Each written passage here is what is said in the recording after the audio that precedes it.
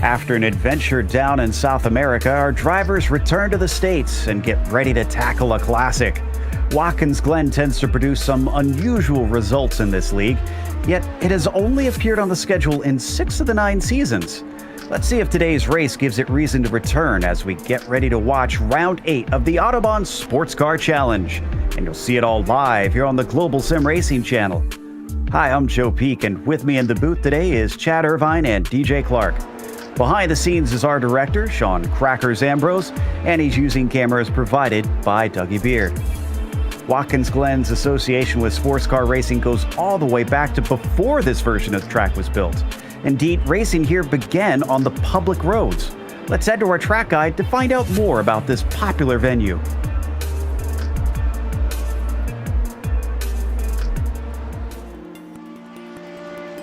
Welcome to Watkins Glen International. Situated in upstate New York, just south of the Finger Lakes, this track has seen it all. Few road circuits can boast hosting Formula One, IndyCar, NASCAR, and IMSA during its history. Though it did have a brief fallow period in the early 80s, thanks to the investment of local companies, it's grown into one of the premier road tracks in the U.S. With 4 layouts to choose from that range between 2.5 and 3.5 miles in length, lap times can vary greatly. But it also means it's suitable for lots of different levels of racing, from amateur to pro.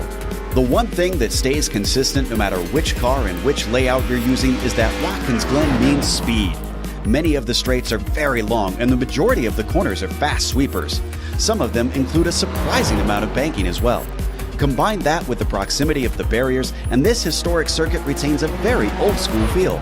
Drivers in lesser-powered cars can expect drafting battles, while higher-powered machinery will test the skill and bravery of their pilots. Some of the turns are visually iconic, such as the carousel and the S's. Others, like the inner loop, the chute, and turn 9, greatly challenge even the expertly skilled. And of course, we haven't even mentioned the drastic amount of elevation change drivers experience. Between its rich history and popularity among drivers, this track stays busy and seems likely to be that way for a long, long time.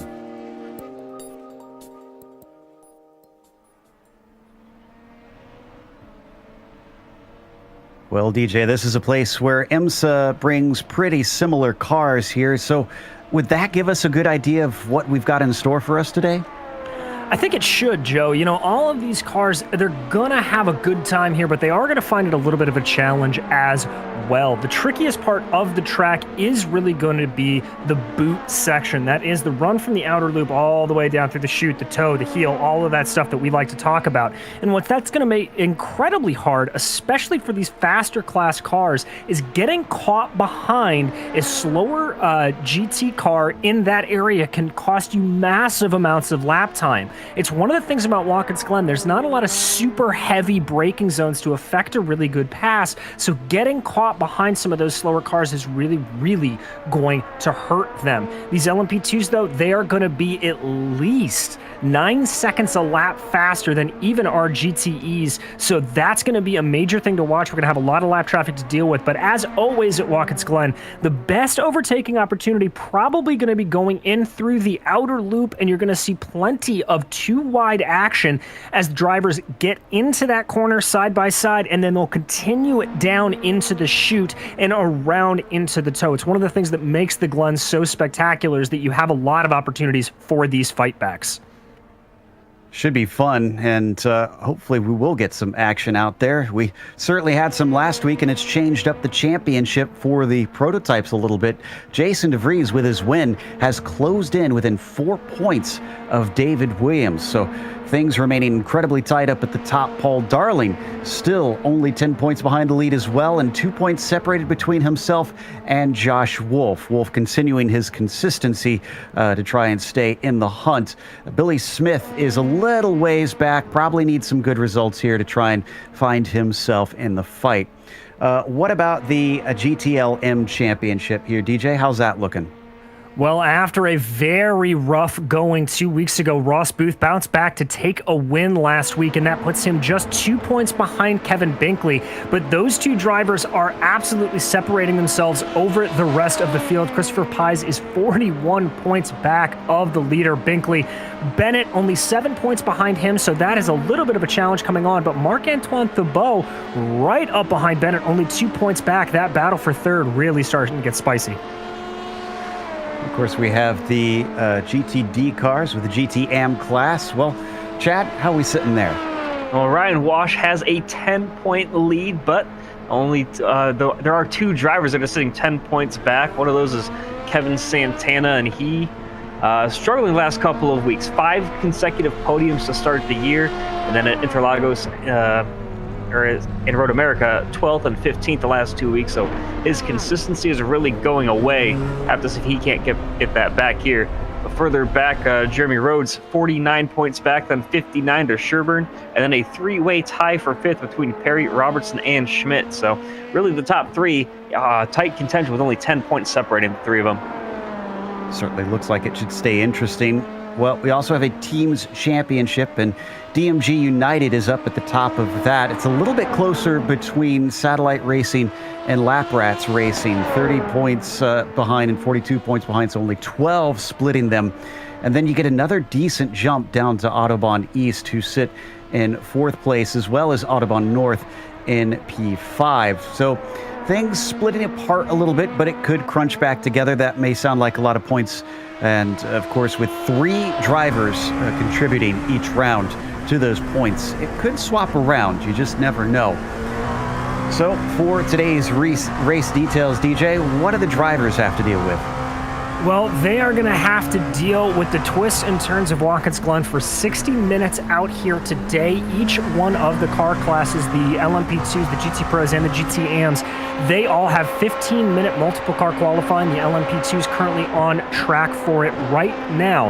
Now, just as a reminder for anybody tuning in for the first time, that top class, the LMP2, it is just that new Dallara LMP2. Behind them, drivers have a choice what GT car they'd like to dive into. The BMW M8, the Corvette, or the Porsche 911 RSR. And down for the GT3, the GT Am category, they can jump into the Lamborghini, the BMW M4, and the Ferrari 488. Now, there is no fast repair available, which is going to be crucial because Watkins Glen, those sort of teal barriers, they are very, very close to you. So if you damage the car, you will not be able to get a quick repair on them. But drivers will come into the pits at one point during the course of this race as fuel cells are limited. Right now, we've got qualifying for the LMP2s going on, and David Williams, who you see on screen, holds the provisional pole, but it's not by a wide margin. Less than 1/10 of a second between himself and his championship rival, Jason DeVries, back there in second. So could be a tight one come the race if they stay how they are. And Billy Smith, who I said kind of needed to get back into it, well, he's only 2/10 behind those pair, and he's in third, so he's going to start on the second row. There you see him coming around the final corner. Let's see if this one's going to be a quick lap, and it doesn't appear to be, as that one is definitely slower than his better laps. Bradley Haley, in the meantime, is coming down, and it looks like 10th to go to get up to Smith is not going to be available, as he's just a bit slower than his quickest lap. Down on pit lane, we do have Cy Andra back with us yet again as our pit reporter. Cy, I think one of the big talking points we always hear about at this track, especially without the inner loop in there, is the drafting. What have you sussed out in terms of what's happening there? So without the inner loop, like you said, there is quite an easy overtaking opportunity into the carousel. Well, easy is probably not the right word, but a very accessible passing opportunity. That's a long straight, even though it's a few kinks in the S's there. The long straight between turn 1 and the carousel means that even if you're about a half second back, you can easily close that gap to the car ahead of you. But what it also means is that you can save a lot of fuel by just sitting behind somebody and let the draft do the work for you. And around here, we're expecting to save around a lap of fuel. So if people's strategies are based around that, I would expect to see a lot of draft trains form. All right, something to watch out for, as Williams last time by not able to improve yet again. just saw DeVries come to a halt on the track, so he'll have to get back out there and get the car wound up if he wants to put a hot one in, because they're running out of time. With only 5 minutes left. And DJ, as we ride on board with Billy Smith, he's been demoted down to 4th with Paul Darling heading up the order. It looks like he's not going to improve that time. Yeah, Billy's just struggling a little bit to get this thing wound up and going. Watching Bradley Haley currently in 5th. He's going to stay 5th as he comes around the corner. And I have to say, one of the real eccentricities about this track is just how rhythmic it is. We were sort of joking before the broadcast that it's almost like an oval if you just added a few right-hand corners into it. And that's really the truth. There's a great rhythm. There's not a lot of heavy braking. So getting that feel for the track and just being able to carry speed at all times, it builds over the course of it. And that may be what we're looking at Billy Smith do later on. This is Paul Darling, who I just mentioned, snatched 3rd away with a 31.4. And as he crosses, must have had an off track somewhere in there, as that one did not count for him. So instead, we look at Carter Kundinger, and he sits in 9th. But this latest lap, no, it is an improvement. Excuse me, spoke too soon. A 32.2. But it doesn't give him a position. He's going to stay put. Here comes Joshua Wolf out of that final corner. Very tricky to get absolutely perfect. Wolf is going to go marginally slower there, 0.05 of a second, as he now dives down through the 90, following Leif Peterson here as he makes his way around the final corner. Peterson coming down to the line. His best at a 32.1 really takes it out to the edge there on the final turn. That one not going to count, though, so we'll have to get back around once again. One thing I'm glad is that we do have Cy here to maybe help our poor brains that aren't as sharp about things like the aerodynamics on these cars and whatnot. I know you talked extensively about how they were set up last round when we were at Interlagos. What's the key here today, Cy? So even though this track is known for being a draft fest, sort of kind of tight pack racing, the boot section of this track allows you to tack on a bit more downforce than you'd expect and still go fast, especially when the older prototypes like the Riley and the HPD and the Corvette DP, while people would normally run a lower downforce, there is alternative strategy of running a medium downforce set almost, and taking advantage of the lower tire degradation that you'd get, especially for the longer races. You would burn more fuel and you wouldn't be as competitive in the draft, but the draft in these cars is strong enough that I think a medium downforce car would be able to stay with the low downforce car through the fast bits of the track, and then in the corner just eat them up. Interesting. Okay, so good info to have, and we'll probably be able to tell those differences, I imagine, quite quickly as we're watching Leif Peterson come around to complete this latest qualifying lap and start his last chance at a flyer, maybe? No, he should be able to get around to 2 if he wants. Left just enough time, but this one was quicker, and he jumps up to 7th. Nicely done.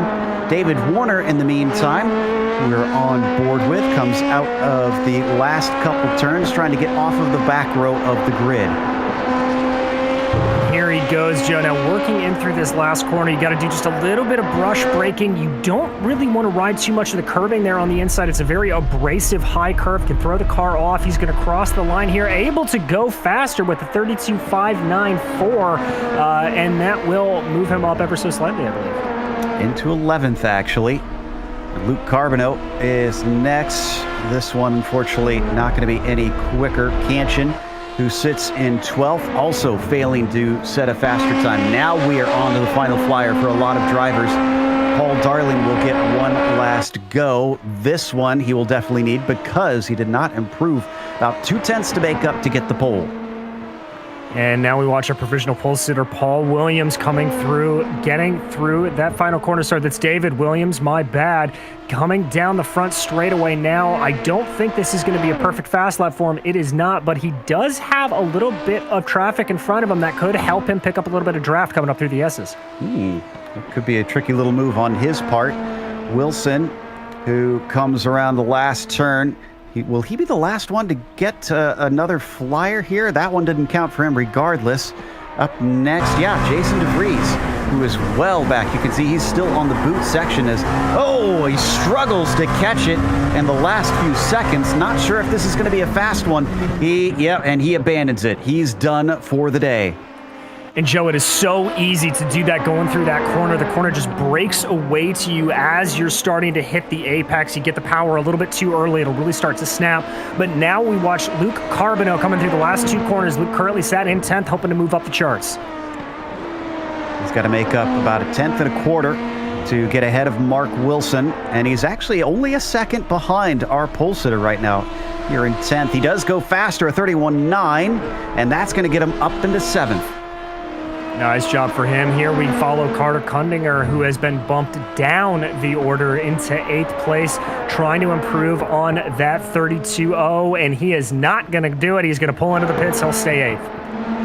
Now Sheldon Rosenbaum, who is last on the field, comes around the final corner, but he's towing along David Williams. Oh, Rosenbaum was slow off the final turn, and Williams also decides he didn't like that one. So next up is going to be Josh Wolf. And this is Mr. Consistent himself, but he is not going to have the consistency here. Crosses the line with a 32 dead. That's not going to be good enough for him. We pick up Mark Wilson, though. Looks like Wilson's going to turn it into the pits. That's everybody in the qualifying. Interesting stuff here, and it's certainly looking tight on the front row between Williams and DeVries. So these drivers will certainly have to pay attention as the race goes on and see who is pulling what strategy, as we were talking about, that fuel saving could certainly have an effect on the end result here today. We'll go through that starting order in just a bit. Chad, I'm definitely excited about this one. I have a feeling that even though they've got plenty of these long straights, I wonder if traffic could wind up being a problem in a few spots. Yeah, the speed that they're going to have and kind of the flow of this track is going to make things very interesting for the slowest class. We saw in Interlagos 2 weeks ago how much trouble they got into with where they caught lap traffic and multiple incidents from being hit off track by the prototypes especially. Here, about 15 seconds or so is the difference between your prototypes and these GTM cars, and that's going to play a huge difference, especially if you catch them in that boot section, because there's not a lot of room to pass there. Well, we have now been ready to grid up, so the drivers, as they work their way out there, are thusly.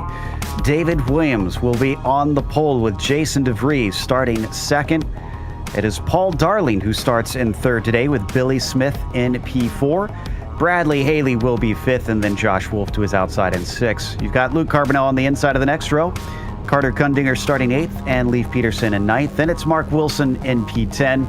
On the next group of cars, it's Robert Kanchin starting 11th, David Warner starting 12th, and Sheldon Rosenbaum last of the prototypes in 13th. DJ?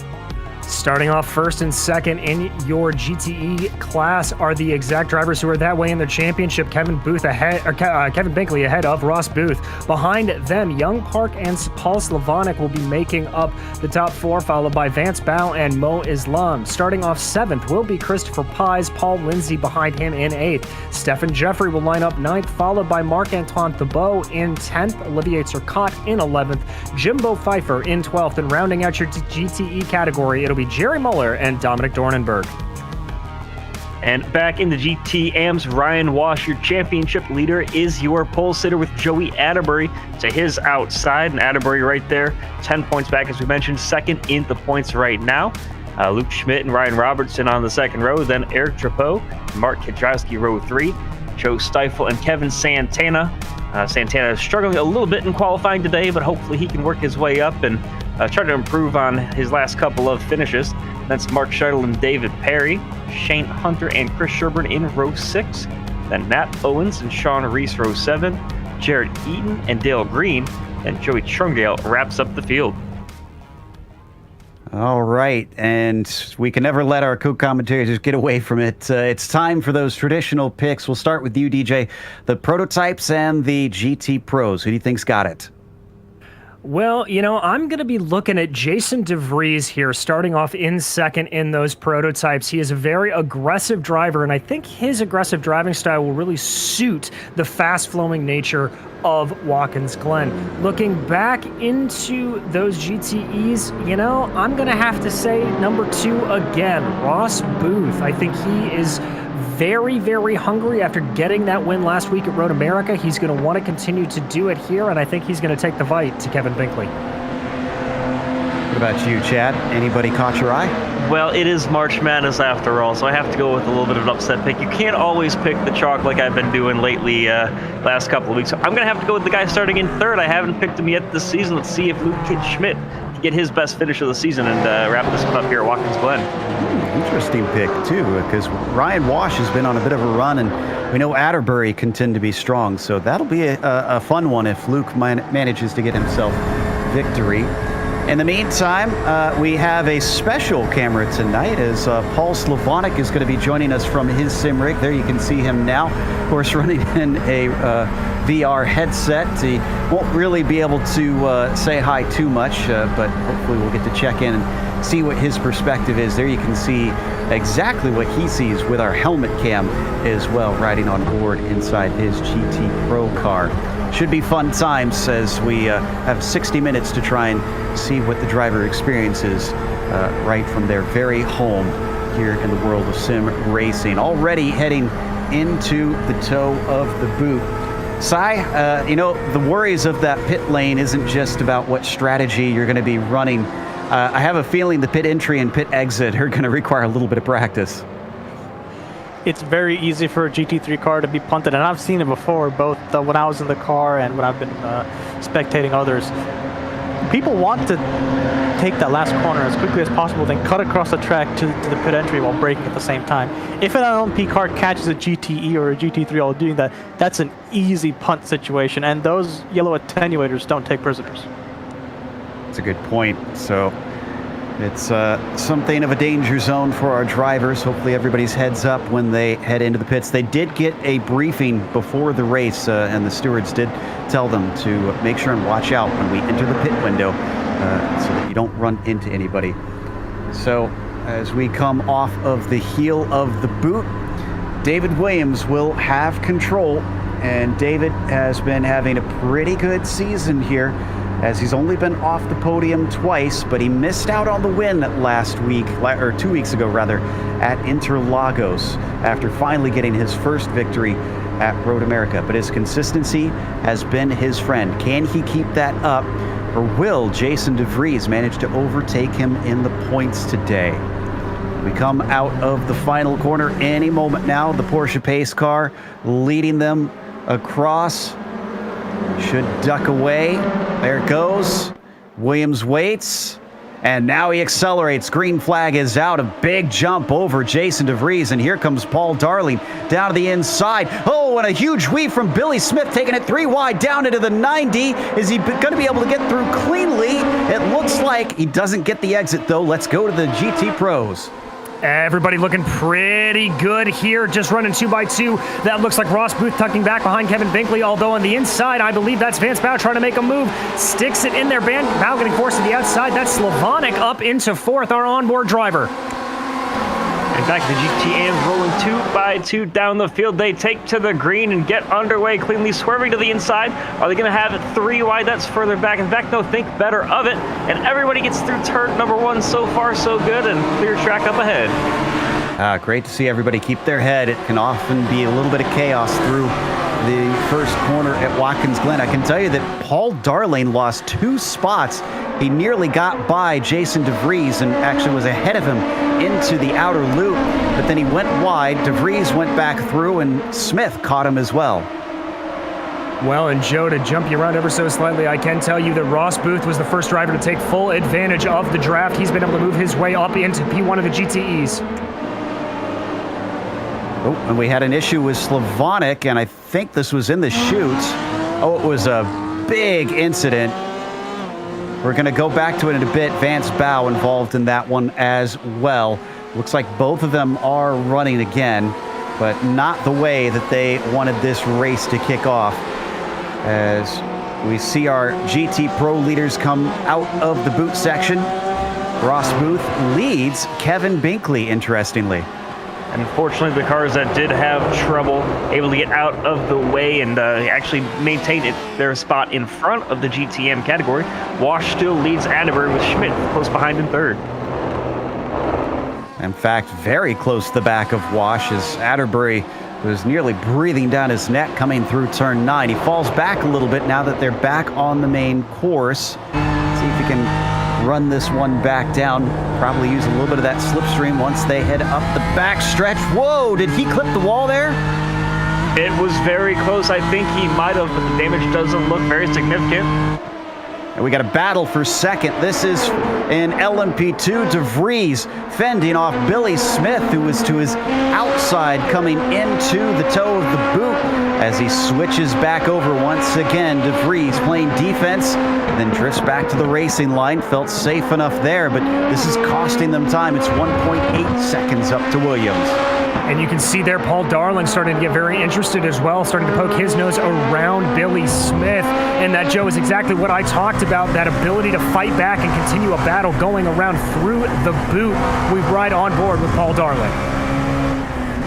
Darling swings through the final corner, but he drops back a little bit after being right up behind the 901 for a brief moment.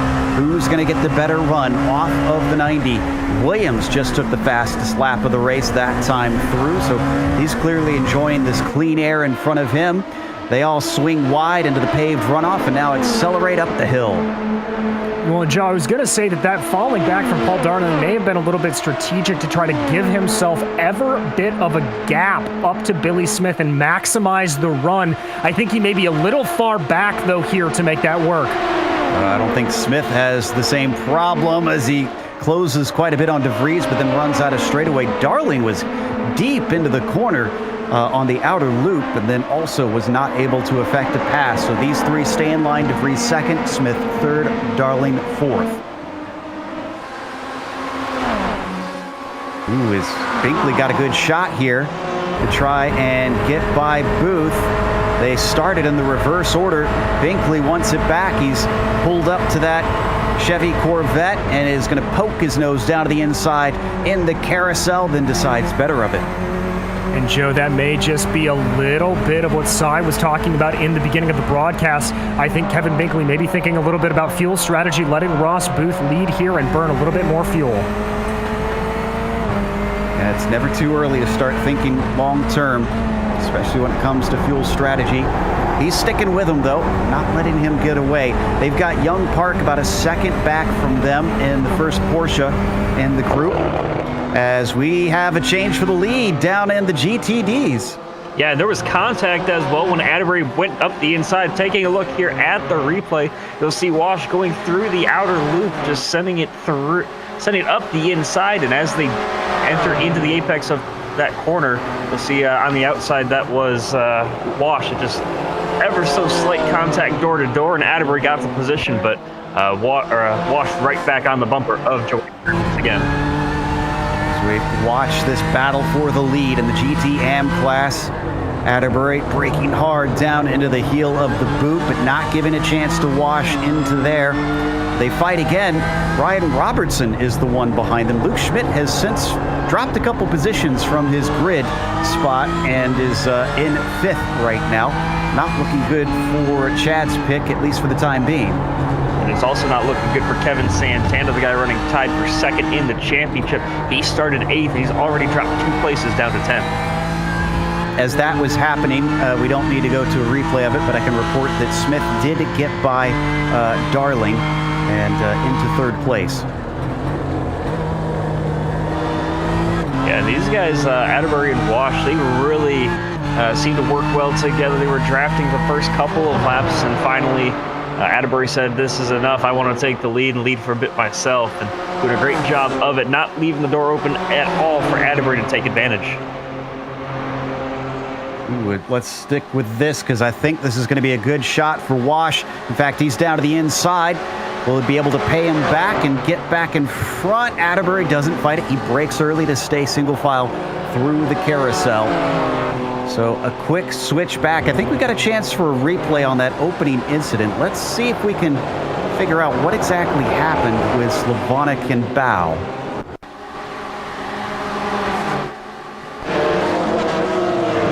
That looks like Paul going around there in the red. Oh, big hit to Stefan Jeffrey on the inside. We're going to go from an angle, it looks like up top here to see what it is. That's Bow to the inside, Slavonic out.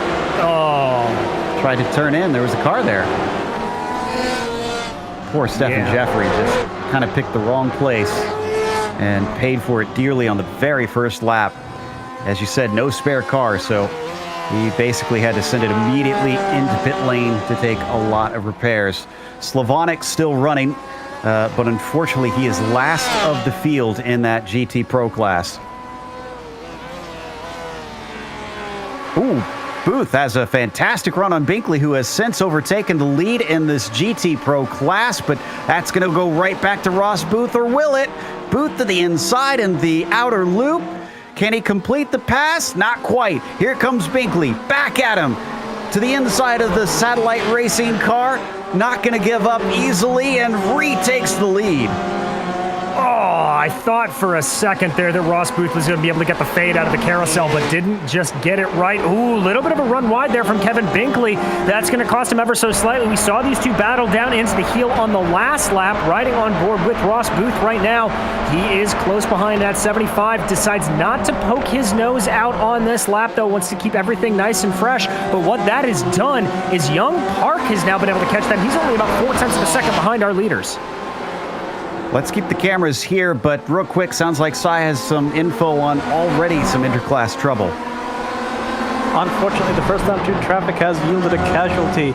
Joey Trungell has unfortunately been wrecked. He had a little bit of contact there with Paul Darling in the boot section of the track. It was just a little bit of a love tap that ended poorly, I would say, and I think he's done for the day, unfortunately. Sad to see him have to leave so quickly. As our GT Pro leaders, man, that battling has brought Park, Bow, and Pies all up into a 5-car train. And this might get a little spicy if all 5 of them start fighting. It very well may indeed, although it does look like through the second half of the lap, Binkley and Booth are able to pull out a little bit more. There you see Kevin Binkley coming to the outside of what will be the carousel, trying to give himself some advantage. Booth pokes his nose to the inside. They're going to go side by side. There's contact! Binkley catches the car. Both of them slowed up, and here comes Park. He's got a shot at it. He's going to be able to get to the outside down into the chute, but he can't manage to make the passes to the inside. Here comes Pies. Bow is overtaken as Christopher moves himself into P4. Oh my goodness gracious, amazing save there from Kevin Binkley to keep all 4 tires pointing in the right direction. But this battle for P3 now really starting to heat up a little bit. Booth now ducks to the inside, going a little bit defensive. Binkley going to try him on the outside. I think that was a wave by, I'm hearing on the radio, I think Booth just felt a little bit bad for that contact. Yeah, I think he wanted to hand it back, didn't want the stewards to take an ill view of it. So the lead goes into the hands of Binkley once more. But clearly, drivers not afraid to fight hard for this lead in this GT Pro class. No, they are not. And now this train that formed up behind them with Park, Pies, and Bow, this is going to be really interesting. I think in particular, Christopher Pies here, if he's able to keep this together through the 90, he is going to have a mega run with all these cars punching a hole in the air in front of him. Don't need to go to it, but Turcotte had a little bit of a spin. He gets the car going once again. We ride on board now as we watch from the perspective of Christopher Pies. This is the rear of Park's Porsche, and they pick up speed through the S's. Binkley leading the way. Will Booth have enough? He's been quick. They've been swapping back and forth on this part of the track a number of times already in this race. We're only 10 minutes in, but Booth decides to back out of it this time and wait. As does Christopher Pies, but that little bit of checkup is now going to put him in to the clutches potentially of Vance Bow, who is right up behind it. So just an ebb and a flow all the way through this. And these guys have to be careful because we're about to get a 6th member into the train. Paul Lindsay is now under a 2nd behind him. They go through the toe of the boot. This is honestly one of the best fights we've seen for the lead in the GT Pros all season long. They usually get so separated that I don't think I've ever seen all 6 of them in a single train here. Neither have I, Joe. You know, we're so used to seeing Kevin Binkley and Ross Booth really just running away, but now their battle allowing everybody to keep up behind them and make this into a stellar fight here today. Now, we've got an interesting perspective here. Let's go on board with Paul Slavonic as he gets overtaken by our our prototypes, rather. And there goes a bunch of our leaders. That was Smith, Darling, and DeVries overtaking him. He's going to have more coming. This is what it looks like on board, not only from his perspective, but looking at the driver and seeing how they deal with all of the chaos that goes on in this multi-class series. Kundinger coming up in just a moment. Yeah, so you'll be able to see him here. Watch as he starts to glance around on the car, trying to figure out where he is. He doesn't need to do anything there on the straight, just a quick little glance to his right to make sure that it's clear. Another car coming up behind. There you can see that ever slight of a look, and he's able to keep his eyes on the apex and not get too focused in on anything that's happening around him. That is the sign of a dialed-in racing driver. Smooth as you like. Few more to go as the rest of the LMP2 field comes by. Of course, Slavonic is still sitting 12th in his class, just trying to play catch-up to everybody after that beginning. There we see from the helmet cam down the backstretch in that Porsche. As all this has been going on, Williams still has a lead in those LMP2s by about 2.5 seconds, but DeVries, Darling, and Smith have stayed together. And in fact, Darling catches up quite a bit in some of this traffic. He really does, Joe. We like to say that the traffic, give it the traffic, take it the way. Here comes Darling. This is the closest he's been in a long time. We've seen the ability to make a pass down here, but it looks like Darling's going to choose a little bit of discretion. Big lock up in front. And he's going to be able to stay ahead. I think we had another swap for the lead in the GT AMs. Chad, what's going on there? Oh, Wash and Atterbury just going at it back and forth, lap in and lap out. And you've got Wash right now just fighting ever so hard to get by Atterbury, and then once Wash gets by, Atterbury takes it right back a lap or 2 later. And the biggest thing about that is even when a faster car got in between them, they didn't give any space to cars around them. They still fought and took every inch of track they possibly could to not give up any time to lose one another in the draft. Coming off the boot here in just a moment. Ooh, bit of an interesting dive there going on from Atterbury as Wash stayed slightly defensive into turn 9. So the BMWs continue to lead down in the GTD AM class, and Wash holds that lead temporarily, but doesn't seem like either of them can keep it for long. Oh, up in the LMP2s, it looks like Darling and DeVries still fighting hard. DeVries comes out ahead. Oh, off the track, Darling has to cause Smith to take evasive action, and he goes wide. And up in front of them, that's Mo Islam, who's just trying to stay put, make sure that they can pick their way around him. He'll do so solidly and coolly as Smith now once again tries the outside into the heel of the boot. But Darling fends him off despite an off track, and that's not the first time I've seen that 155 get to the grass. No, Paul Darling not exactly looking as collected as we normally see him. He is really having to hustle the car all around here as we ride on board right now with Billy Smith trying to get this car up ahead of Paul Darling. These guys are indeed catching the GT Pro category right now. That is Marc-Antoine Thibault that they're working their way around. And this massive catch-up was really inspired by them catching Olivier Turcotte right about here on the previous lap. That slowed down DeVries. Darling went to make the pass, and then Smith was able to go, but it looks like it's going to be another draft train as they come up through the S's. This is going to get interesting because now they are catching that 6-car train, and Jason DeVries leads the way of this group, but Darling catching. Is he going to be able to use one of these cars as a pick? They're hitting one of the more technical sections as they approach the boot down to the inside of Paul Lindsay. He stays out of the way, but it's a battle between Pies and Park as well as Bow behind them as they have to stay out of the way. Those LMP2s dive into the inside of the chute. DeVries gets it well at the first part, but then he gets held up as he comes up to the back of Pies. He finally gets underneath them. Oh, little contact. Pies starts to go around, and he has to be avoided by and multiple cars. He is thrown across the track, and he's going to get hit. Oh, that was hit by an LMP2. I believe that may have been, it looks like that could be Joshua Wolf. Multiple cars, Wolf involved, Haley involved. I also saw, I think it was Luke Carbonneau, as looks like they're starting to settle out. That was Christopher Pies, of course, that got spun around there in the tow. Let's see what happens. There's the initial spin. If we watch this, one car, and now he's stuck across, two cars, and then three.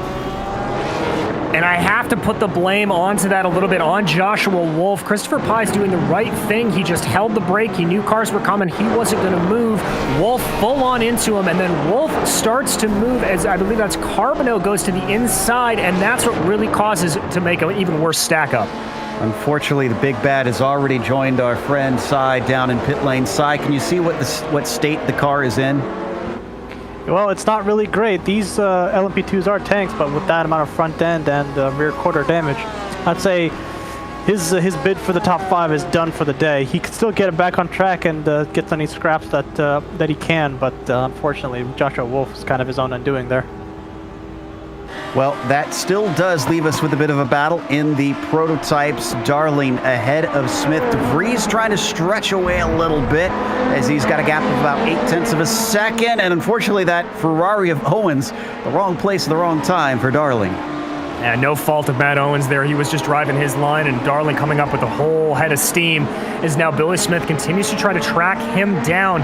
But Darling doing a really good job of keeping an eye ahead and an eye behind. Ooh, big hold up there. That's Dale Green coming through turn 9. I think that caught both Smith and Darling out ever so slightly. That's going to split him up even more. So that at least makes Jason DeVries happy, as he'll give himself plenty of breathing room and can maybe focus on David Williams. He's still about 5.5 seconds back. It's a big gap to make up, but not impossible. It is indeed, but Joe, I'm hearing some news from the GTE category, but we're going to go to the GT3s. Yeah, we talked about this has just been heating up the entire race. They have not let each other out of their sights. I thought that Wash was maybe going to pull away just a little bit when they hit traffic, but as you guys have said time and time again, that traffic give it, that take it, the way Atterbury almost collecting the grass with his right sides there. But they were separated by about half of a second. Wash was ahead, and Atterbury able to get that right back, and now back to the front of the pack, but still being hounded by Ryan Wash. And then looking over at Vance Bow, challenging on the young Park. Park's going to chop down as they head through the carousel and retain that second place. Now, you might be saying, what happened to Booth in second place? And unfortunately, Cy, are you a lot closer to that car? Well, unfortunately, it was a bit of a driver error. He caught the grass on the second to last corner, that fast left-hander. He was letting a couple of LMP2s by and just ran a little bit wide. He had a half spin. Luckily, no damage to the car. The only damage was to his pride and his tires. I'm glad he didn't have to visit you down on pit lane then, but that is bad news for his championship hopes, as he'll lose a lot of points unless he can make up those positions. You can see some of our LMP2s still weaving back and forth through. That's Robert Canchin, who's actually gotten up to 8th from his 11th starting position, having inherited a few of the spots from the woes that we've seen in this fastest class. You can see them having to go offline, getting by both Bow and Park, but Park is dealing with the GTM of Matt Owens, and this is checking him up big time. Oh, that was a big check up there from Park. He got boxed in a little bit, and that's going to allow for Vance Bow to have a look, but this is going to be 3 wide going into the 90. Watch out, boys! Park goes wide just to try to save the car. Bow says, thank you very much. This is going to be an easy spot, and behind them having to wait patiently is Bradley Haley. Massively good job, though, there for young Park, being able to at least keep a semblance of momentum and a semblance of that. Look at this. He's still up behind Vance Bow, able to make this a competitive race. But what this has done is Paul Lindsay now, who looked like he was out of it after traffic was caught, back into at least the conversation. He's in that red and white car behind. This has been a peril-fraught drive for Vance Bow. Remember, he had that contact with Slavonic on lap 1. And he's had all this action around him, and yet he's still running P2. Well, we said that the cars have been separated in second, third, and fourth in the prototypes, and DeVries has been caught yet again. Darling half a second behind, and Smith just about the same gap back as they go by Robertson. We're going to watch from the third in the train, fourth on the track, Billy Smith, as he continues to trail these drivers ahead. And Billy got caught out ever so slightly by Ryan Robertson. They're coming around that final corner. They rake their way through the 90. Everybody running a pretty good line here. That is your GT3 leaders of Joey Atterbury and Ryan Wash right up ahead that they're going to have to navigate through the S's.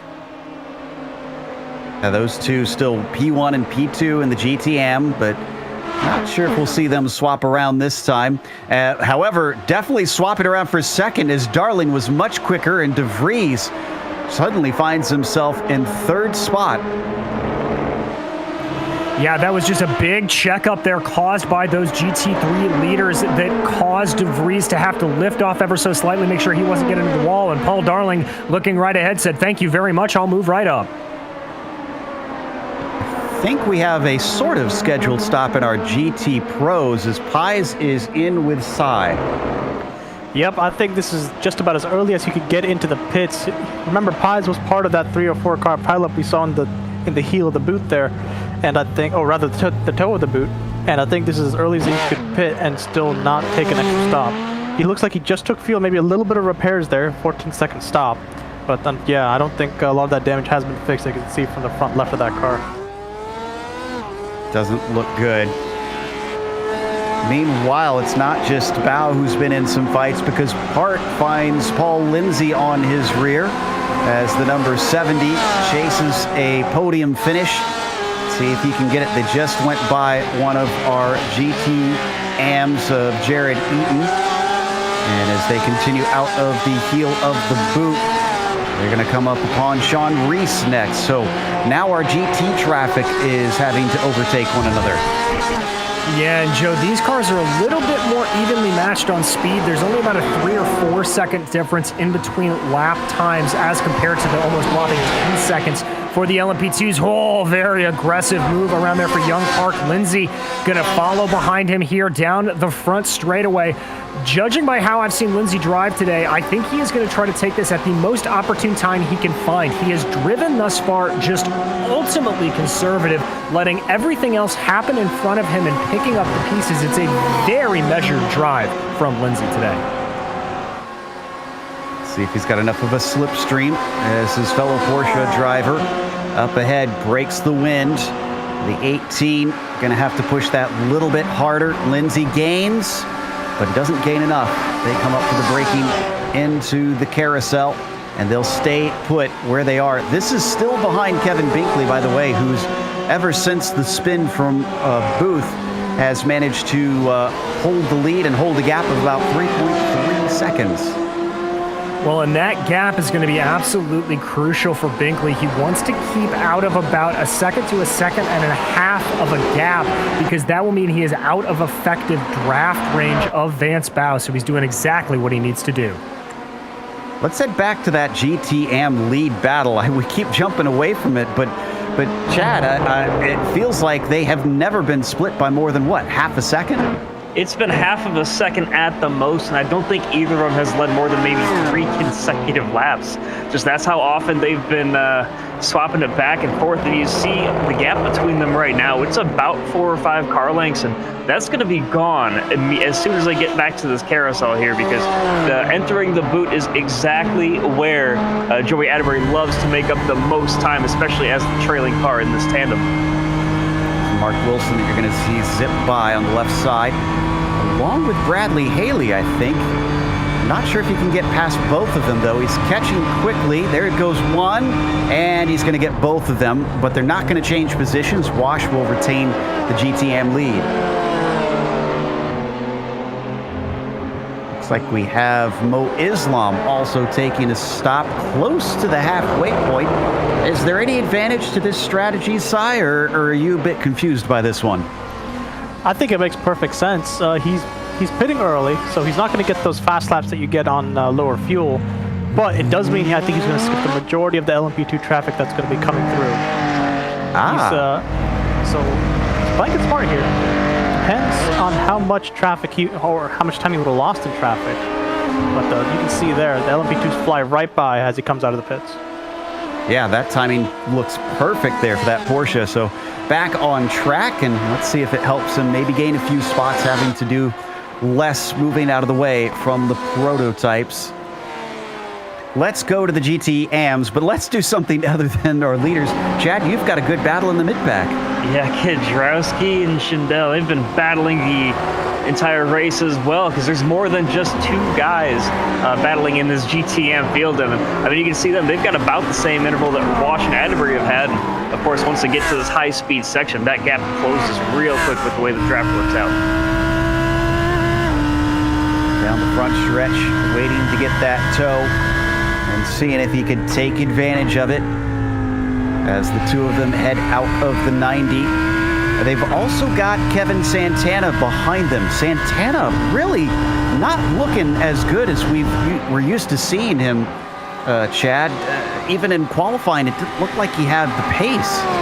Yeah, it's been an interesting fall off for him. He started, as we mentioned, with 5 consecutive podiums. In the last 2 weeks, he hasn't even been able to touch the top 10. I know last week at Interlagos, he had some troubles with contact and ended up having to retire the car with some mechanical failures. But, I mean, even the week before at Road America, he just really seemed to struggle. And unfortunately, it seems like that's going to be the case again today, unless he can work some strategy moves like we saw him pull at Spa. So I have another of our GT pros in. Gary Mueller is taking service, but look at this, down to the inside. Kevin Binkley going to interrupt this fight. Schindel now has to find a way to let him through as Kedrowski, a little bit of a bobble there from Binkley as well as he tries to accelerate away in that Corvette, but no harm, no foul. The Ferrari now has himself a nice little buffer between himself and Kedrowski. And thankfully, these guys at the front of the GTM field, they've been really smart and very patient with the faster classes, especially with the prototypes. They've been causing no issues compared to what we saw 2 weeks ago. So it's great to see from these drivers as we see now with Wilson and Haley further back or further up in the field. Yeah, Wilson is not defending as Haley gets to the inside. And Bradley manages to get back into ninth. Now, Brad was involved in that incident we saw with Wolf and Pies as they come down through the chute. Certainly got a little held up there by Dornenberg, who was briefly in their way. Wilson sticks with it down through the toe. Sure, he'll want to try and use a little bit of this slipstream to see if it can give him a little more pace. He's been able to get a little bit of it there, but we haven't seen a whole lot of moves there going into the heel. That's a very, very high risk area to make a pass. You can do it. And then he is just going to have to follow here in single file as you don't really get on the brakes too much. Now, we have seen a couple of the GT Pro drivers in, but I see one of our GT or our prototypes coming down towards Cy. Cy, what's going on? Well, this is interesting. I think Carter may be trying to flip the coin here in terms of pit lane strategy. They were about to hit some GT traffic, and I think Carter came in so he would save some time to not go through it and hope the cars ahead of him would have to negotiate that traffic before they pitted, losing them some time. But as you can see here, there's GT cars going past on the track right now as he's sitting in the pits, and he'll have to pass them all over again. He's flipping the coin here to see if he can gain more time by pitting early and not losing as much time as the cars ahead of him will. Well, nothing risked, nothing gained, I suppose. So we'll see if it works out for him. And he'll probably have a lap or two before we really know anything. I can tell you that the battle in LMP2s for second place between Darling, DeVries, and Smith has not gone away either. The 155 is still at the front of them and has been doing a magnificent job after starting this thing in third and falling back briefly. Hasn't been overtaken lately by Jason DeVries in spite of quite a bit of traffic at times. He has, but the one loser out of it is Billy Smith. He is starting to lose a little bit of time to these guys. He was about a full second. Now as he crosses through the 90, it's 1.2. So Smith's starting to lose touch ever so slightly, but it looks like Leif Peterson, another one of the LMP2s coming into the pits. That looks looks like, yeah, Peterson and Carbonneau. So both of them are getting service as well at about the halfway point. Now, interestingly, the gap between Darling and Williams appears to have come down a little bit. While we watch this this pit stop here for the 492, wonder if we've got time to maybe bring up a lap comparison between Williams and Darling in a little bit. There is our leader, and Darling was slower on a couple of the laps, but not a lot. It looks like that half a second. No, excuse me, Darling was quicker, big time on lap 18. 2 seconds faster there, my goodness. Well, Joe, I think that may be a little attributable to just some traffic hiccups for our leader of David Williams. But speaking of traffic hiccups, you can see here Williams and DeVries now having to deal with a whole swath of cars. Kevin Santana, Mark Kudrowski, a bunch of those GTAM drivers. And critically, this is when the pit stops tend to happen. Darling, in fact, is going to come in. In fact, a whole bunch of them now visiting Cy Andres. Cy, talk us through it. Well, it's a bit of a last-minute call from Darling, it looks like. I think he's doing that same thing that Carter was doing, but I think he went through a lot of traffic to do so. So it'll be interesting. We can see Jason's in traffic as well right now, and I think David is in as well. We have to see how long they stay in the pits, though. We've had anywhere from 24 to 28 second stops in the cars that have already pitted. So that shows a little bit of a difference in fuel saving. Now, we're about halfway through the stop now. There's not a lot going on here to watch. See, Haley went by as well, for what it's worth.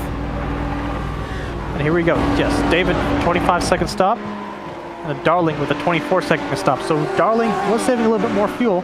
Oh, but Smith, look at Smith, he jumped him. And Smith jumped him. 22-second stop for Smith.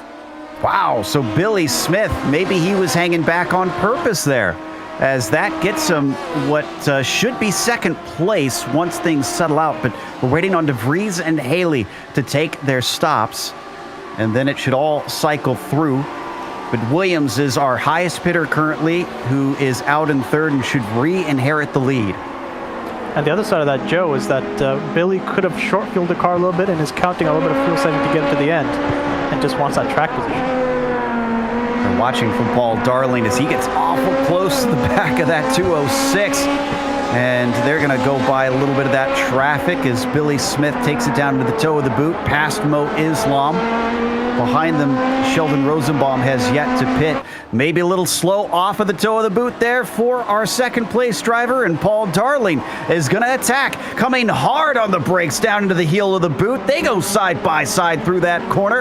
It's going to switch back to the left in turn 9. Can Darling complete the pass? It's off camber and oh so tough to go too wide through there, but it looks like Smith is able to hang tough.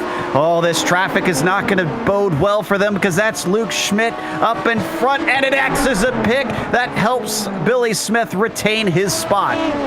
And Joe, crucially, while that was happening, Jason DeVries came into the pits. He's coming out now. We follow on board with, that is Darling trying to get around. That is DeVries right ahead of them. DeVries is out, but this battle for what is now third, still hot. And DeVries smoked both of them. He just had a ton of room because of all this fighting we're seeing from Smith and Darling, which is still going on. And in fact, they're going to go side by side again. In fact, 3 wide here as they come across David Perry, who stays off to the left side. Darling, will he get another shot into the carousel? No. He's going to hold it off, and it looks like the Jason DeVries split the difference between Smith and Darling. He took 23 seconds of fuel. Speaking of great battles on the track, that battle between Joey Atterbury and Ryan Wash, it is no more for the moment. Wash was the third car down pit road in the GTM category, along with Schmidt and Santana, so that battle for right now looks to be about done, but Wash has some work to do. Atterbury still yet to make his stop. Oh, and he's going to lose it. That's Billy Smith spinning the car. He manages not to hit anything. Incredible job by the 901. Let's watch a replay of this one. I think, did he catch the, yeah, he caught the curb right there, and that slowed him up, and then a little bit of contact, unfortunately, sends him around. Yeah, and really, really good job from Billy once that contact happened to just know how to get those inputs exactly right. We talked early about how these barriers at Watkins Glen can catch you out. Billy keenly aware of that and able to keep the car pointed the right direction. So he is now going to be in 4th place. He has lost about 6 seconds up the road to Paul Darling, and he's got about 2.5 and change to Carter Cunningham behind.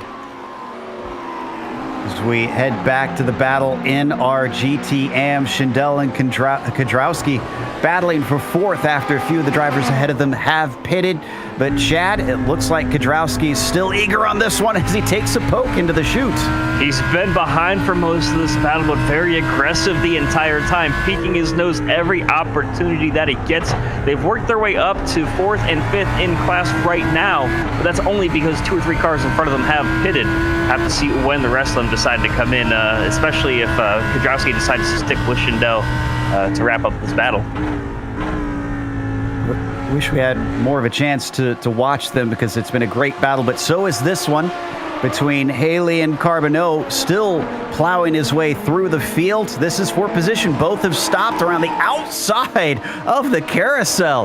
Haley's got the bit between his teeth, and with that, that'll put him in 7th. That's only 2 spots back from where he started this thing. And as we've said before, Haley involved in a little bit of that contact earlier on, so he is on a recovery drive right now and making it look easy. Next on his list is Lee Peterson, but it's 10 seconds up the road. It's a bit of a longer slog to manage that one, as he's going to get held up by Joe Stifel, who eventually is able to pull out of the way.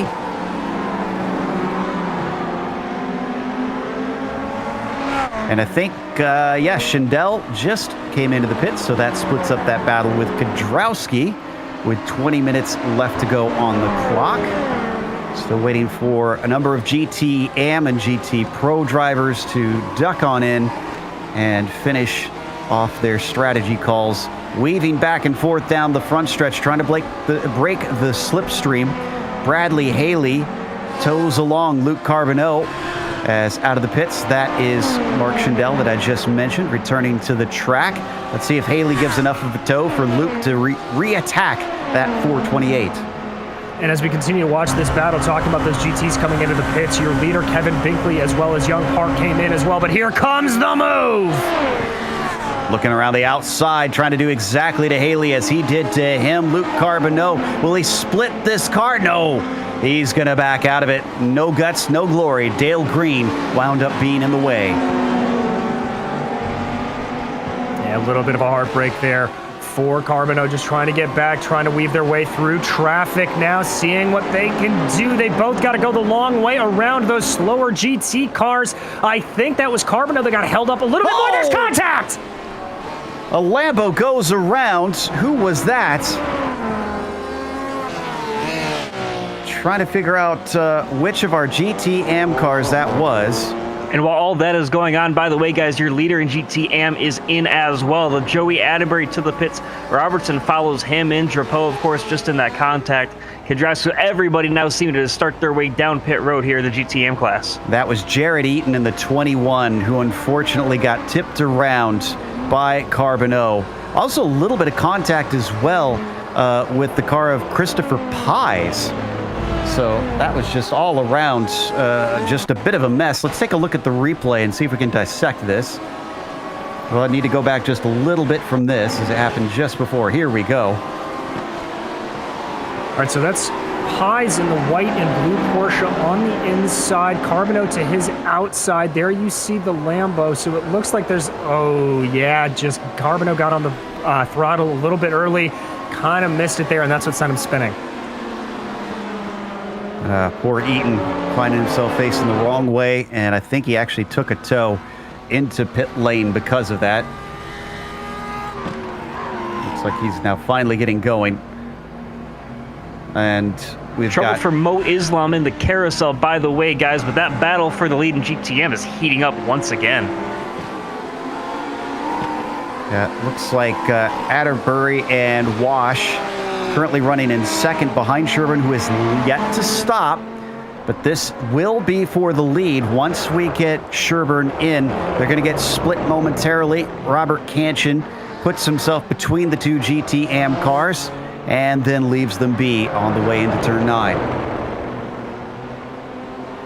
Holy cow. Whoa, side by side for the lead here for the LMP2s. That is DeVries to the inside of David Williams as he pokes his nose into the carousel. Can he get the job done? Williams looking to fend him off. They almost banged doors coming out of there all the way to the edge of the track, and they do actually make contact this time. Both of them drifting out. They managed to keep it out of the barrier, but this is getting rough. It's getting very spicy up front. Jason has been an absolute attack dog these last couple of laps, just moving on in. They were side by side, Joe, down the front straightaway and in through the 90, and DeVries had to back off ever so slightly to try to get the run up through the S's. That contact, by the way, incidental to Williams coming over the radio, apologizing, just the car drifting out on him ever so slightly. Now they have David Perry, a GTM driver, ahead of him. Quickly weaves down to the inside, and we've seen this story before. Unfortunately, last time it ended in tears a bit, so I'm hoping they can keep this safe. Williams, though, is not going to want to give this away because this is not only the fight for the lead, DJ, in the race itself, but the fight for the lead in points. It very much is. This is what it is all about and why these drivers are out there. So now DeVries is falling back a little bit. Oh, contact in the battle for the lead in the GTMs. Wash has chopped the nose off of Atterbury going through the boot, and Atterbury is just in a bunch of contact. He hit the wall as well. Let's take a look at the replay. Oh, goodness. Down into the toe of the boot. He's got to look to the inside. He thinks he has it. Oh, I think he washed out a little bit. Pun not intended, but I'll take it, as that means that Wash is now handily in the lead by about 5.5 seconds. Atterbury able to maintain second position, still by 3 seconds over Robertson, but what a battle that was for the lead for so long during that race. Unfortunate to see it happen, come to an end that way. Curious to hear both of the drivers' thoughts if we can get to talk to them after it is over. In the meantime, the fight that we were watching before that between Williams and DeVries has split back to about 0.9 of a second. So DeVries backs it up, tries to collect himself. I hope he didn't get any damage from that slight touch they had. We're going to take a look here to see. I'm not seeing any damage. A little bit of rub there maybe on the left side, but nothing major, Joe. Nothing that would be affecting it. The only thing I can think of at this point is that Jason did take a second less of fuel than David did. He may be just trying to run a little bit, maybe burned a little bit too much fuel over the course of those past few laps and needs to take it easy. Well, and you can see he went 3 wide down into the 90, and that cost him yet more time. It's now up to 1.5 seconds between himself and Williams. Williams looking for win number 2 on this season. First one coming at Road America, whereas DeVries, if he manages to get ahead, would be on win number 3. This looks like it's settled out now. So while we've got the opportunity, let's check back in and see how Paul Slavonic is handling things. I'm sad to report that he's still in 11th place. That opening wreck, unfortunately, really was decisive in how his race has gone, as he's not had too many drivers to fight with. Dornenberg is the next one up the road by about 7.8 seconds. Always a little bit hard to kind of read the driver without being able to see their eyes like this, but I suppose he looks about as calm as you can be. Yeah, most certainly. You can see just the ever slight head movements that he is doing, just checking the track around him. Very, very good. You can see what a fantastic driver Paul is. He is doing what driver coaches all the time talk about, leading with your eyes. He's looking way ahead of him on track. That's what he's doing when he's turning his head. He's looking into the apex before he's even at the corner. Looks like we're going to have to jump back away from that here because we've got a battle for second once again in the GT Pro. It is Young Park chasing Vance Bow. And how about this? Ross Booth is back in the game looking at a podium. He is indeed. He's been slowly clawing in those lap times as we ride on board with Ross Booth right now. You can see him just stalking his prey of Young Park up here, slowly onto the throttle through turn 9. That is one of the hardest corners on this circuit, as now he is going to be hoping that Bao and Park fight a little bit more, because that will allow him to gain up even more. After making that mistake, he's got to be a little bit frustrated with himself. 13 minutes left to go. And there's still plenty of action to come. Anybody who's watched one of these Autobahn races as well knows that the end of the races almost always give us some craziness. So expect things to suddenly pick up here in these next few minutes. Yeah, this is where the stars come out to shine. Looks like the gaps are starting to stabilize ever so slightly in this battle. Young Park about half a second back of Bao, and Booth about 0.6 of a second back from Park. Booth looks strong here on the backstretch. He's gaining a little time. He should be slightly quicker than them based on the qualifying pace that we saw out of that 03. So I suspect it's not going to be long before he begins to put a lot of pressure on the 90 and the 18. Yeah, and he's just going to have to watch out for that's Mark Wilson coming up behind in the LMP2. He's going to want to try to use some of that stuff as best as possible to try to hope that guys like Wilson slow down his opponents in front. Looks like he's not going to get that advantage here going down that short little straightaway going into the heel, but that may cause Park to check up ever so slightly. Yes, it does. Yeah, I think since Wilson's not really battling anybody, well, he's trying not to interrupt things. Oh, almost contact between himself and Bao. They get away with it. That got a little sketchy. Yeah, it did, and that is one of the detriments of Watkins Glen. If you are a faster car coming through 9 or 10, it is very, very easy to have that happen to you. Looked like Bao got a little bit squiggly coming off of the line there.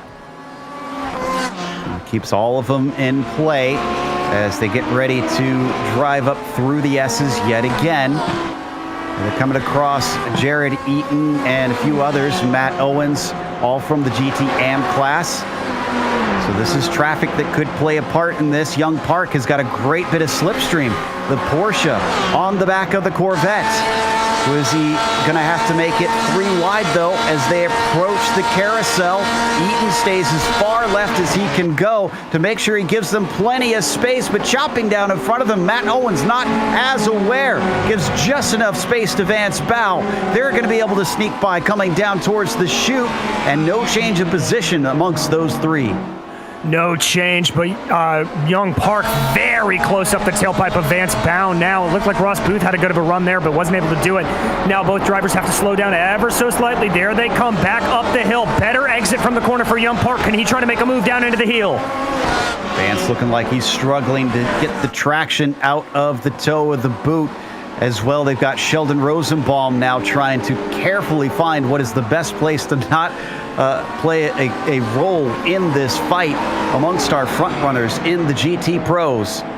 He splits them temporarily. Ross Booth has to wait behind. And yet more GTM traffic with Stifle staying to the outside as they come through the penultimate corner. That is always seen that happen.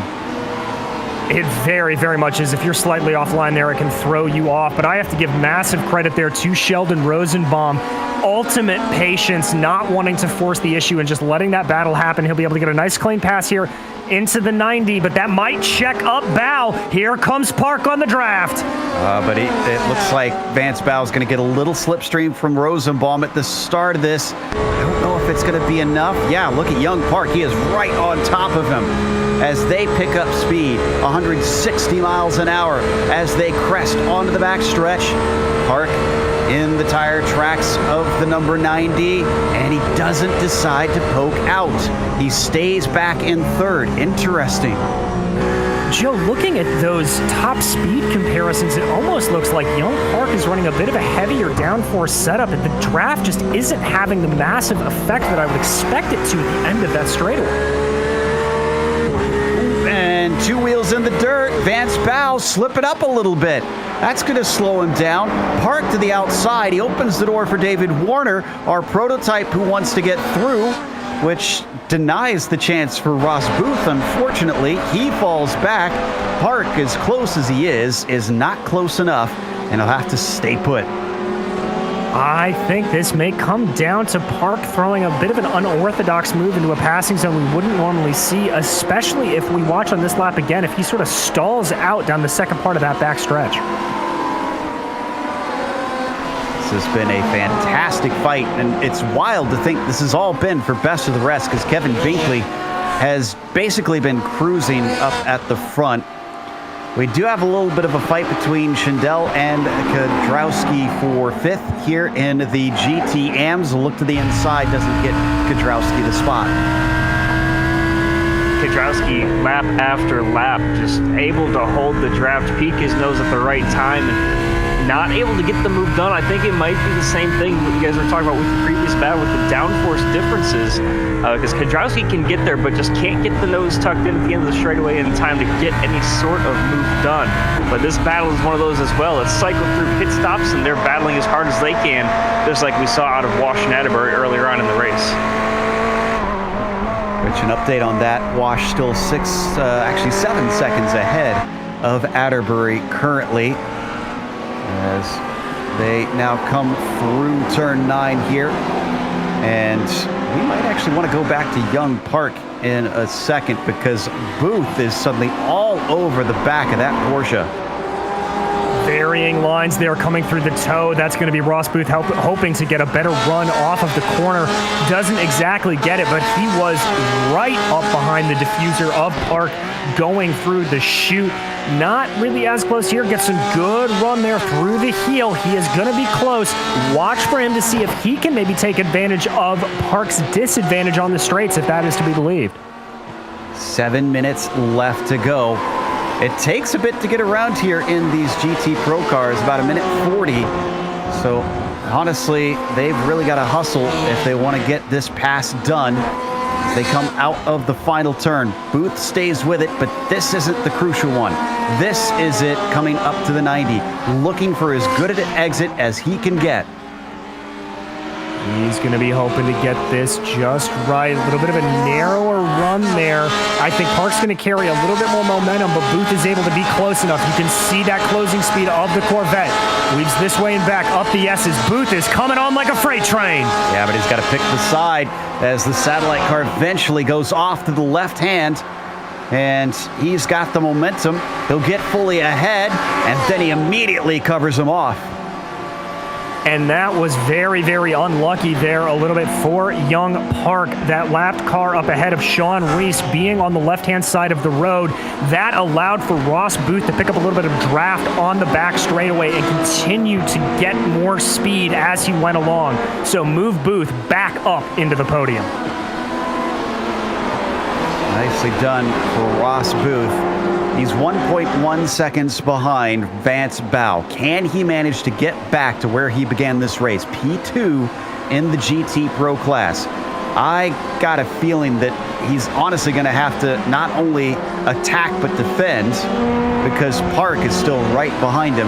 That was our overall leader that just split them. That's David Williams. 1.3 seconds between himself and DeVries. I've been watching that gap, and it's been hovering a little bit less than this, but now it's gone up. Yeah, it looks like, as you can see right there, DeVries catching traffic a little bit awkwardly. That is Young Park that we were following. He dives around and going through that final corner. Now makes his way on Ross Booth. Those two are teammates, remember, so they are competing for the team's championship. But DeVries now with that checkup 2.5 seconds behind our leader, Williams. Traffic just not playing good today at the end of the race for Jason DeVries. That just happens sometimes, and I'm sure he's plenty aware of it. Well, this will increase his gap up to Williams in the points as well if they finish as they are. Look at how long this backstretch is without that inner loop section. How long they can accelerate towards the carousel, swinging around those GT AM cars, and then back off to the right-hand side to head into the boot section. David Williams going to be able to get 2 wins out of 3 races if he can just last another 4 minutes. Well, Joe, let's not jinx the man. This is a very, very difficult track to go around when you are making your way through all of these slower GT3 and GTE cars. But David has been the class of the field, not caving under pressure out of the pit stops from Jason DeVries. He's going to come across the line. I think he's going to have 2 laps to go. So, looks like all 3 of our leaders are relatively safe, but the least of them, David Williams right now. Worth mentioning, I think Vance Bow has been doing a good job of keeping Binkley honest, at least about 4 seconds in our GT Pro leaders, gapping P1 and P2. Ross Booth, though, who you see in that satellite Corvette, sticks right with Vance Bow, hoping that he'll make some more sort of mistake, or maybe traffic like this will hold him up. That's Paul Darling, who's 3rd in the prototypes, just sneaking through. And I think it did hold him up ever so slightly there, Joe. That gap between Bow and Booth is now down to about a half a second. There's going to be some major draft here that Booth is going to be able to get. He's going to be hoping to do it. That is Chris Sherburne right ahead of them in that Ferrari. That's Bow poking out to the inside. Booth is going to follow him. Doesn't want to lose touch, doesn't want those lapped cars to give him a little bit of wiggle room to run away. But the 90 is focused. Oh, and he picks the wrong side at first as he tries to lap Eric Gaudreau-Drapeau. And this allows Ross Booth to once again cut it down. It is now a quarter of a second. Booth ran a little bit wide there going through turn 6 at the chute, but he's able to gather it up back under him. Now he has been very strong here on the back stages of this lap. Billy Smith coming up behind them in that green and black LMP2. It looks like he's going to try to have 2 for 1, dives down to the inside. I think that compromised Bow ever so slightly. And this is going to be 2 to go at the line, as our overall leader is just coming across it now. So very few laps to try and make this stick. If he's going to make a move, it's going to have to be decisive. Yeah, he's going to really have to send it in. I do think he is going to be able to take good advantage of the draft as opposed to Young Park when we saw him in a very similar position. So he knows he's got 2 laps to go, and he also knows that if he makes that move too early, he may give Bow the opportunity to fight back with the draft. So that's all going to be running through Ross Booth's head. By the way, one thing to note for you guys, just a moment ago, Keselowski and Schindel involved in contact between them. Schindel sent spinning through the exit of the boot. Unfortunately, he drops back to 8th. The big thing that does moves Kevin Santana up to 6th, as he's currently 2nd in class coming into the race. Around the outside, down the back stretch, it looks like Booth might have it this time. Bow didn't fight it too hard, but he really couldn't, as the top-end speed was much in favor of the 03. Yeah, it really was. He almost looked like he made Vance Bow standing still there. Ross Booth just with a full head of steam. Now he is going to try to just pull ahead as much as possible here in this twisty bit section. As David Williams gets ready to take the white flag. Now, this is going to be interesting. I think he's got a potential shot at lapping Ryan Wash before all is said and done. If he doesn't, he'll be between Wash and Atterbury and give him a full extra lap to make sure he can't be overtaken at the end. And there you can see Wash coming off of the 90 that we just watched Williams head into. Yeah, I'm pretty certain he's going to get by him on this lap. Catch some little glances of the 01. We ride on board with our GT-AM leader. Here comes David Williams. Started from pole, and while he had a challenge a little bit earlier on, DeVries either suffering from fuel strategy errors or just didn't have the pace, or maybe it was just luck with the lap traffic. He couldn't hang. Falls back to 4 seconds behind David Williams. So David may not have been able to come away the winner at Interlagos, but he got his first win of the season back at Road America. He returns once they get back to North America here at Watkins Glen, and with pretty much nobody around him other than a couple of our GT cars. David Williams has basically got a Sunday drive to the checkered flag here on the last lap. Through the penultimate turn, the 01 has one more to go out of the final corner. And David Williams takes his second victory of the season here in the Autobahn Sportscar Challenge. Behind him, Ryan Wash comes around as well, and it will be a win for the 86. As up next, Kevin Binkley will be able to bring it home behind them in the lead of the GT Pros. And Kevin Binkley doing a great job. That early battle, heavy pressure from Ross Booth, and then just keeping everything else at bay. He makes his way through the final corner now to take the checkered flag. Binkley's third win of the season, and continuing to be the only driver in the entire series right now who has been on the podium every single race. Incredible stuff. The finish between Booth and Bow went to Booth by about 0.3 of a second as he managed to maintain that P2. Young Park unfortunately slipping off the podium at the end of it. That was some fantastic stuff. We are going to take a quick break here on the Global SimRacing Channel. We'll come back with the unofficial results as well as driver interviews. So stick around.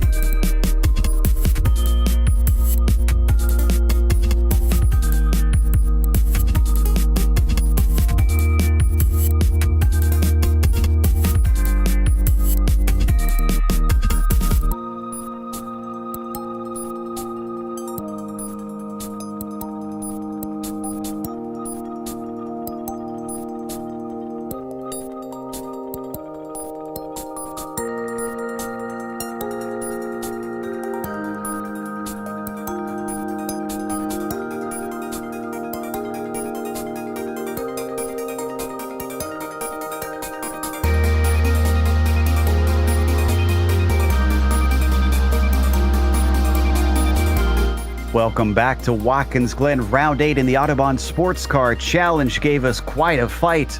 But in the end, David Williams redeemed himself from last round and took the victory over the same rival that he fought with last time, Jason DeVries, who finished P2.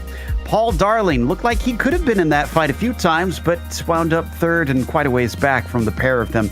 Billy Smith as well, for a brief moment, had sights on victory, but had to settle for fourth. It was Carter Kundinger with a quiet fifth place. Wish we could have covered him more, but there was so much going on today.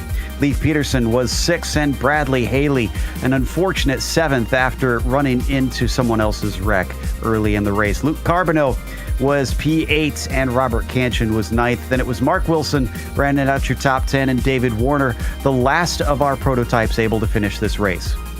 Kevin Binkley withstood an early assault from Ross Booth to then come home in first, and Booth, after making a little bit of a spin, was able to fight his way back into second place. Vance Bow putting in a stellar effort to come home third, and Young Park falling out of the podium positions on the last couple of laps. Behind him, Paul Lindsay and Marc-Antoine Thibault were fifth and sixth. Olivier Turcotte seventh, Christopher Pies eighth, Mo Islam in ninth, and Paul Slavonik, our featured driver tonight, he came home in 10th after that early accident. Jerry Muller came home in 11th in class. And just like we saw in the prototypes and the GT Pros, your top two starters finished where they started, with Wash taking the pole and the checkered, and then Atterbury starting second, finishing second, then Robertson and Luke Schmidt third and fourth, with Kudrowski wrapping up the top five. Santana able to recover from some early struggles into a sixth place finish. Not quite where he was at the start of the season, but still doing his best to keep himself in that championship hunt. Then Schindel recovering from some contact, got past Shane Hunter on the final lap. Then you got Eric Drapeau, Chris Sherburne, and wrapping up your top 10. Then it was Sean Reese and David Perry, then Joe Stifel, Matt Owens, and Jared Eaton, last car running in the GTMs. Well, it looks like we've got our winner ready to talk to us, David Williams. David, this was a fun one to watch. The battles at times got very intense, so much so that you made a little bit of contact again with Jason DeVries. Have you had a chance to go back and look at it, and do you have any thoughts on it? I didn't need to look at it. I messed up. I pushed out. I think locked up maybe just a touch or something. I don't know what happened, but I backed the braking zone up, but for some reason I still pushed wide, so I'm guessing I locked a tire or something. But I already apologize to Jason. I think he understands it's hard racing between both of us. Yeah, you two have obviously raced together plenty as well. So this is a little bit of redemption, though. You missed out on the win at Interlagos, but you still managed second, and you've got a victory at Road America. You're on a bit of a streak right now. Yeah, I feel good. I've been finding some good pace. Been learning some things about the car and learning some things, more importantly, about me and my equipment to help me be more consistent. So definitely trending in the right direction, and that definitely feels good. Hey, you mentioned your equipment. Is that your physical sim gear that you're talking about? Is there what in particular have you figured out how to work with? Well, I upgraded my computer, which is helping me with my frames per second, which, helps with consistency and helps me not get those flashes and flickers I used to get. And then I've worked on my pedal set, so I got a much smoother brake pedal, so I'm able to control the car just that little bit more. And, when you're running as fast as we are, it only takes a little bit of a change to make a difference. So every little bit counts, just like in a real race car, Interesting stuff. Well, we don't often get to talk about that aspect. Congratulations on win number 2 this season. Feel free to thank whoever helped make this one possible. Well, thanks, guys. First off, thank you guys always. I can't wait to go back and watch this race because I'm sure there's a million battles out there that I'm wanting to see. I'm a fan of a lot of these guys this league. Thanks to Jason. Thanks to Paul. Thanks to the whole Satellite Racing team for helping me put this set together, getting some practice in, and making this fun and enjoyable. It's a good hobby to have. And that was our winner, David Williams. Up next, DJ's caught up with Kevin Binkley, the only driver that has managed to finish on the podium in every single race so far. Kevin, you are having quite the season here, but today it wasn't easy. Early battles with Ross Booth, and then still had to contend with all that traffic out there. Yeah, I was kind of hoping Watkins Glen would be an easy race, but for some reason, traffic can really get in the way. But no, it was good. I'm glad to finally get another win to hopefully push me a little further in the points to get away from Booth. Well, and to that, I mean, Joe alluded, you just have the absolute incredible finishing record here. You think you can keep that up for the rest of the season? I hope so. I mean, it's really going to come down to the drop weeks and how that plays out. I mean, podiums are nice, but without the wins, it's going to be hard to really push ahead in the lead. And also bonus points is really going to come down to that too, which luckily I got the pole. I believe I got fastest lap and 0 incidents. So today was a really good day for me. I think it's a good day in any way you slice it. We head to a little bit more of a twisty track next time out at Mosport. How you feeling? I'm feeling good. I say that. I really like Mosport, but I either have really good results there or really bad. So there's not really much in between there, but I'm really looking forward to it. It's a great track for multi-class racing. I'm very much looking forward to it as well, but congratulations on a great win today. Anybody you'd like to thank on your way out?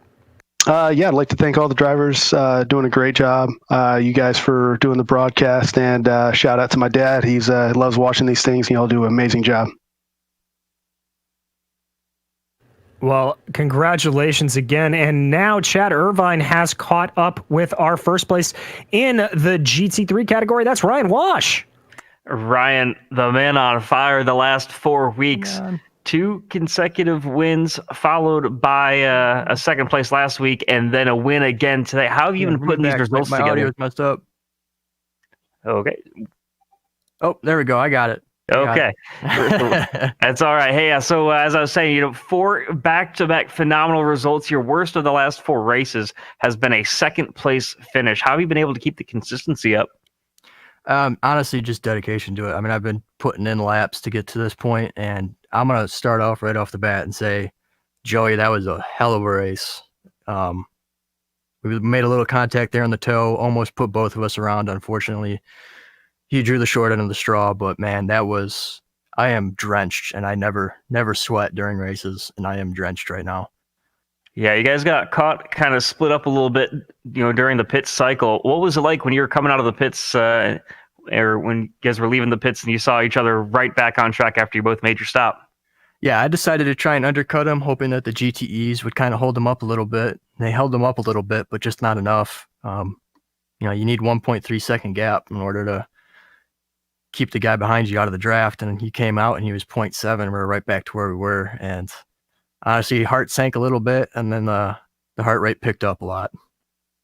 Talk about that. You kind of mentioned it just briefly about the incident that might have happened between you guys. What exactly happened? Or was there contact, or did you just get the inside? Yeah, there was contact between us. So I had made a move down into the carousel while we were getting passed by LMP2s, hoping that the LMP2s would break it up a little bit and give me a little bit of a gap. Unfortunately, it didn't work in my favor. So going down to that downhill left-hander, he was right on my bumper. He made a move, or he showed a move going into the toe and then backed out of it. I still left the lane there, and it looked like he may have just driven it a little bit deep and then just made contact left front to right rear. Well, we can't thank you guys enough for putting on an incredible battle at the front of the field. Do you have anybody you want to thank yourself? Yeah, I want to thank you guys first and foremost. Excellent stuff you guys put on. I want to thank VRS Satellite Racing. They've definitely given me a good opportunity and some really good motivation bring me onto the team. Well, best of luck next week at Mosport. Thank you. That's Ryan Wash, your winner down in the GT Amp category, and it looks like we've got Jason DeVries up next. Jason, you got it. You got it into Lagos, and now I guess you lost out here at Watkins Glen. Talk us through your race. It was pretty much what you need to put together this time through the season. I don't really have a whole lot of pace here, so just did what I could and put a pretty solid race together. Gave myself a shot to win at the end, and the one chance I had, it just didn't work out for me. Couldn't execute that pass, but this stage of the season, it's really easy to get yourself behind, and that was just the type of race I needed to put together, so I'm pretty happy with it.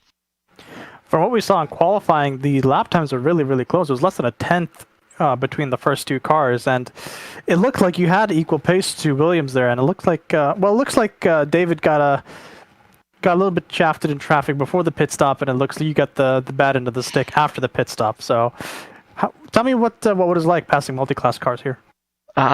You blink and they're behind you. It's pretty quick. The section from turn 1 up to turn 4 is really difficult because the closing rate's really high, and we just don't have any time to guess. And if we have to make a decision on what the guy is doing, there's a chance that we guess wrong, and if we do, you either end up wrecking or you lose about a second and a half. And that caught me out a couple times, but that's just nature of the beast here. I thought things went pretty good, all things considered. I really didn't have to miss any wrecks, and there weren't really many close calls out there.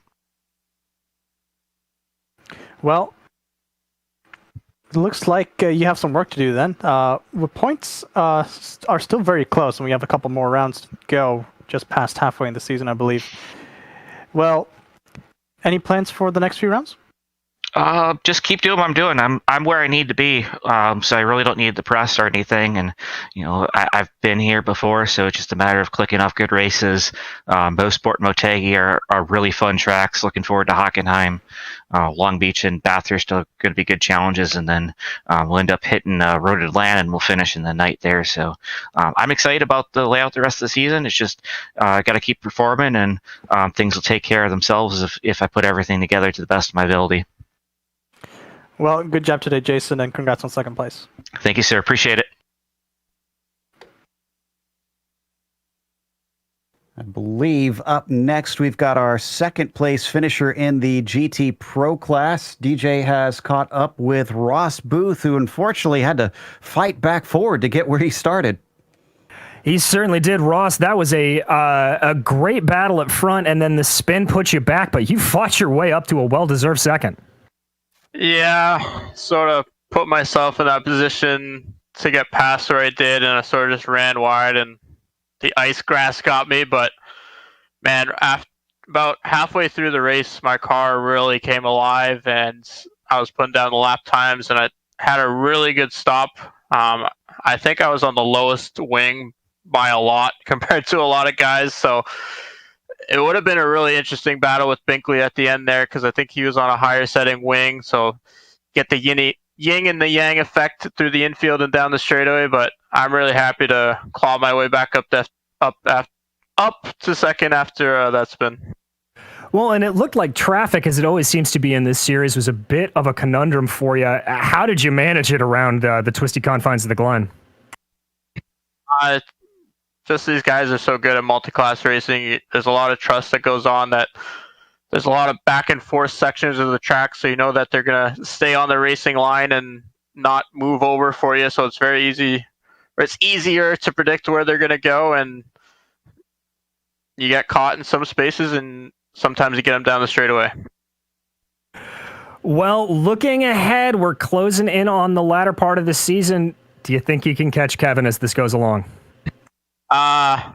It's funny, me and Kevin are actually just chatting here. We think it's going to come down to bonus points, and I think he's absolutely right. And damn him, I think he got 0x, fast lap, and pole. So I'm not helping myself here, but we're going to try our best throughout the rest of the season.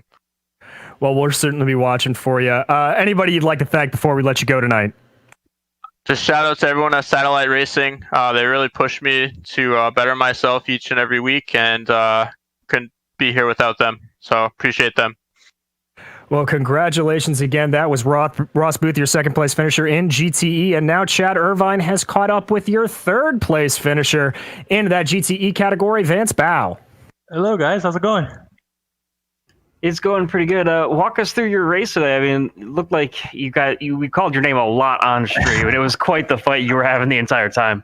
Yeah, no, it was a lot of fun. It was a much quieter race than last race, I would say. But just off the bat, unfortunate incident with Slavonic. I just want to apologize for that. I'm going to have to catch up with him after the race to apologize. But apart from that, trying to run with Young, trying to stick with Booth and Binkley up ahead, but they were just too fast. And at the end, Booth just was too much, and just very impressive race from the both of them up in first and second place.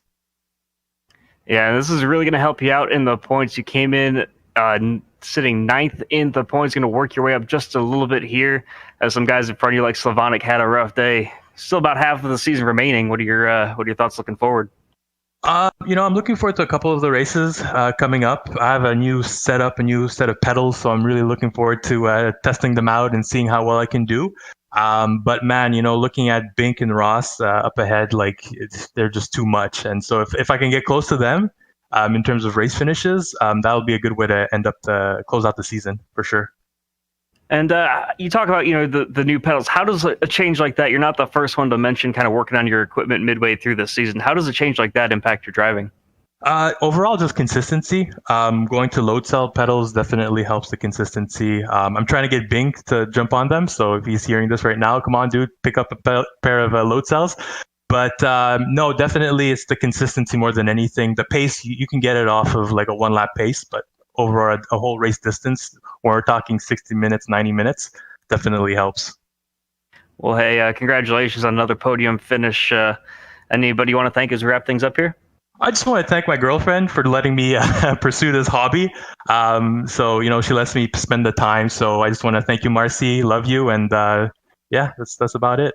We hear that as a very common shout out and thanks. So, hey, congratulations once again on a great finish, and we'll see you next week at Mosport. Yeah, have a good one, guys. Vance Bao finishing third, and a couple more interviews as we get close to the end here. Ryan Robertson is up next. Looks like he's caught up with Joe. Indeed, Robertson probably had one of the quieter races of the drivers that we followed on the podium. Ryan, how much of the fight could you see between Joey and Ryan? Ryan Wash up in front of you. I saw about the first 20 minutes of it or so, and then they just started to pull away. I got caught up in traffic, and I was hoping to be able to get back in that draft, and they're just too fast. It looks like you're starting to make a bit of a trend here. You finally managed to get your first podium back at Spa, and then you grabbed another one at Interlagos back-to-back's got to be a good sign. Do you feel like the momentum's getting to be in your favor a little bit?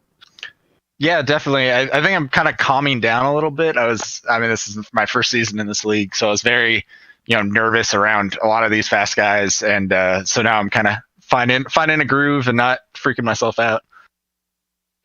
Of course, we just had the recent iRacing build last week, and I'm sure a lot of the GT cars found some balance of performance adjustments. How did the BMW feel? Does it feel much better? Because it seemed like it fared pretty well today, considering they swept the podium. It felt a lot better than the Lambo. This was actually a decision I made last night around 10 o'clock and threw together a quick setup. The Lambo, I just couldn't get to not want to spin at random times. So the BMW is just super solid, and just, you could push it, and it's very predictable, I guess is all I'm trying to say from that. And yeah, I don't know what happened with that Lambo, but it's more feisty than it was before. Yeah, no doubt about that. Well, still, it was fantastic to see you manage another podium. And who helped make this one happen for you? I just want to shout out to thanks to Satellite Racing. Thanks for my teammates Jason, Ross, and Ryan. Ryan Wash super fast, and I was able to look at his telemetry and get some nice tips to work with that BMW as well. So, and thanks to you guys for casting. No problem. That was our third place finisher, Ryan Robertson, with some kind words. So thanks to Ryan. One last driver we want to talk to is Paul Slavonic. Paul, well, I wish we were talking to you in a little bit better conditions, especially considering the way that you qualified. Let's talk about the start of that race. Have you had a chance to go and look at it, and how do you feel about the incident? Yeah, I've gone back and looked at it and tried to put my feelings aside, and honestly, I'd call it a racing incident if I was looking at it from two separate people that weren't involved with me or anything like that, and I was reviewing the incident. I would call it a racing incident. Unfortunately, I was pretty hot because opening lap, of course, you don't want to see anything like that happen.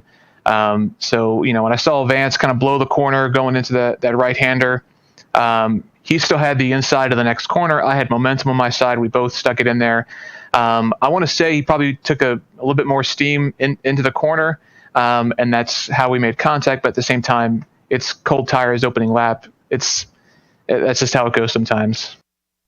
Certainly, obviously, that doesn't help things throughout much of the race because it looked like you didn't have much eventful stuff going on from there on out. I mean, did you have anybody to fight most of the way? Slower GT3s. I get a few of those guys angry at me, but yeah, I guess that's who I got to pass. And I think there was one GT guy who wrecked, and I passed him when he was kind of stopped on the side of the road. I guess that counts.